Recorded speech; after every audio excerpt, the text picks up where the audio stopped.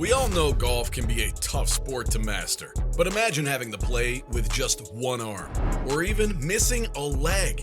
Well, that's exactly what these players had to contend with. And not only did they learn to play with their impairments, but they managed to excel and reach professional status in the sport. So from a poor young amputee who vowed to make it as a professional, to a World War I veteran who went on to change how the game is played. These are the amazing golfers that overcame their disabilities. If we were unfortunate enough to suffer a terrible accident, I'm sure you can admit a lot of us would struggle to get up and move on with life. Heck, I know I would. But the golfer I'm about to mention doesn't seem to be bogged down by negative thoughts and depressed feelings. In spite of his harsh upbringing and the horrifying accident that led to his disability, he serves as an inspiration to us all. His name is Manuel de los Santos. Manuel was born in the Dominican Republic, and it'd be an understatement to say that he had a tough childhood. Manuel never knew his dad, and his mother was a gambling addict who abandoned him at the age of 9. Not the greatest start in life, to say the least. He was taken in by his friend's family, and as a kid, he dreamt of making it to the big leagues as a professional baseball player.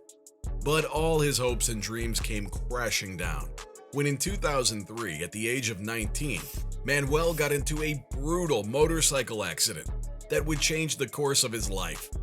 The collision left Manuel's left leg badly injured, and due to medical neglect, the wound developed gangrene, and his leg had to be amputated.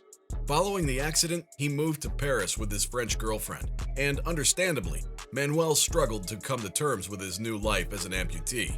The doctor advised that he'd need a big project to help him get over the loss, and that's exactly what he found. One night, while watching the golf-themed Will Smith movie, The Legend of Bagger Vance, Manuel was inspired to take up golf, and once he did, he was hooked. He practiced for 12 hours a day, and within 4 years, he had his handicap down to 3. Manuel won plenty of amateur titles, and he's played in Alfred Dunhill's Link Championship 4 times. He even helped lead the international team to beat Australia in the 2018 World Cup of Golf in Melbourne. In 2019, he became a professional PGA coach, and he hopes to teach other able-bodied and disabled golfers to excel at the game. What a guy! Even after everything he's been through, Manuel remains positive, saying, "Thank you God for everything, because I can play golf like everybody else." While Dos Santos was an adult when he lost his leg, some golfers have been dealing with their disabilities since childhood. There's no better example of this than Chris Foster. This Brit has an unstoppable spirit, and he's been able to reach amazing heights in 2 sports, all with just 1 leg. At the young age of 5, Chris was diagnosed with bone cancer. Despite undergoing chemotherapy, the cancer returned, leading doctors to amputate his leg when he was only 9 in order to save his life. But even at that young age, Chris refused to let his disability hold him back, and he adapted quickly, deciding that he wanted to swim competitively in the Paralympics. Foster made it to the national team, but ahead of the 2008 Beijing Games, he suffered a shoulder injury that cut his swimming career short. And not even that could keep Chris down. When he was 18, he started playing golf with his brother and father, and in a few short years, he was able to get his handicap down to 4. Since then, he's gone on to win amateur titles in both the UK and across Europe. At the age of 27, he signed on with the Professional Golfers Association, and he's become the first disabled golfer to complete the foundation degree program with the PGA. He's the assistant pro at Hanbury Manor, a golf club in England, and has hopes of becoming a head coach someday, as well as playing in professional tournaments competing with able-bodied players. Speaking on his goals, Chris says, "My whole aim is to hopefully become one of the leading coaches in disability golf. And with his undeniable talent for the game and indestructible will, we can't doubt that he'll do just that." Now, not all the golfers on our list took up golf after their disabilities came about. Jack Newton, for instance, is a golfer who had an illustrious career as an able-bodied player before suffering a freak accident that could have ended his life. After going pro in 1969, Newton became one of the leading figures in golf for his home country of Australia throughout the 1970s and 80s. In fact, Jack was one of the best players in the world.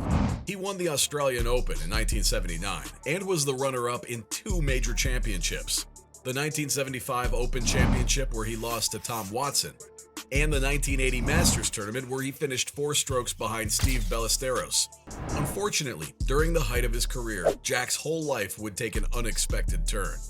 In 1983, while getting off a plane at Sydney Airport, he suffered a near-fatal accident when he walked into the propeller of a small plane that he was disembarking.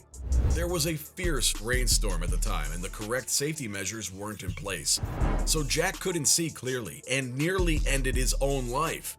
He lost his right arm, his right eye, and suffered terrible injuries to his torso. He spent several days in a coma and 8 weeks in intensive care. After a long period of rehabilitation, Jack was able to return to normal life.